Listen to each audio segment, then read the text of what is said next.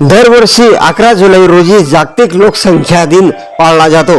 11 जुलै 1987 रोजी जगाची लोकसंख्या 5 अब्जाच्या पुढे म्हणजे 500 कोटीच्या पुढे गेली होती।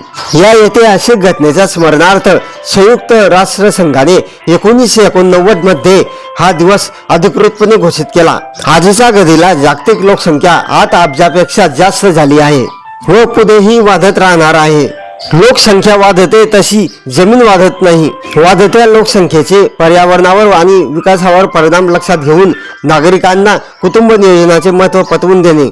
वाढत्या लोकसंख्येमुळे गरिबी, बेरोजगारी, महागाई, स्थलांतरित नागरिकांचे व आरोग्याचे प्रश्न वाढण्याचा धोका आहे। याशिवाय पर्यावरण आणि निसर्ग टिकवायचा असेल तर लोकसंख्या कमी करणे हाच यावर उपाय आहे। म्हणून लोकसंख्या नियंत्रणासाठी जनजागृतीचा प्रण जागतिक लोकसंख्या दिनानिमित्त करूया।